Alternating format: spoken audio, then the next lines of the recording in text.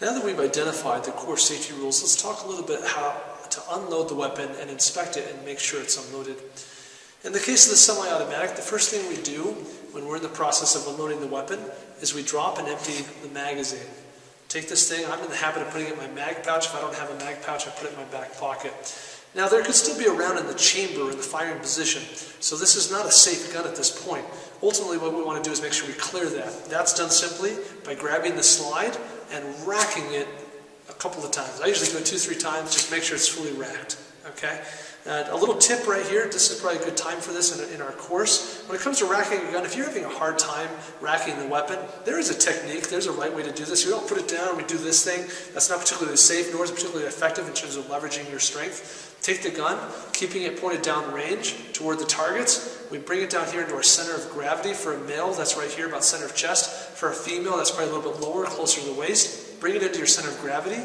Put the support hand over the top of the slide, grip it like so, push with the strong hand, pull with the support hand, and that's how you'll rack it. Do that 2-3 times, really try and clear anything that might be in the firing position of the chamber. Shell and or round should be coming flying out. Do that 2 to 3 times. We don't want to bet our lives on the mechanics of the weapon designed to eject a round. So at this point, we still want to inspect the gun and make sure that it's truly empty. The first thing we do to inspect the gun is we take the slide, we pull it into the rear position, and we lock it back.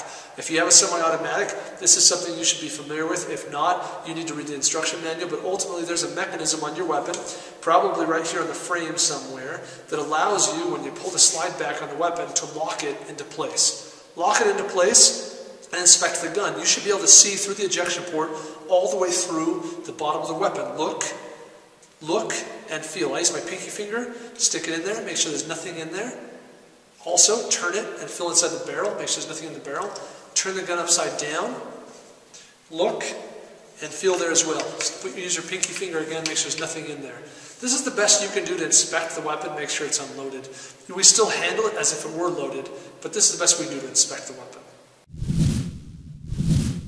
It's really important that you always inspect the gun yourself. If somebody else inspects the weapon and they hand it to you, you inspect it again. Always ensure that you inspect it yourself. That's the semi-automatic. In the case of the revolver, there's lots of different types of revolvers. We'll talk about the 3 core primary types of revolvers.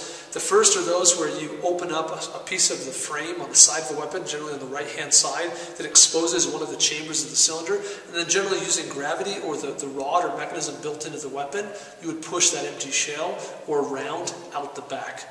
The second, and then you would turn the cylinder and repeat the process. The second type of revolver are those where the cylinder comes out on a pivot, almost like you see in the movies, right? Like plop kind of thing that comes out on a pivot, and then again, using gravity or the built-in mechanism, you would push everything out the back. Don't try and catch these shells or these rounds when they're coming out. Let them hit the table, let them hit the ground. That's much safer than you trying to do something that really requires 3 hands by catching the ammunition or the shells when they come out of the gun.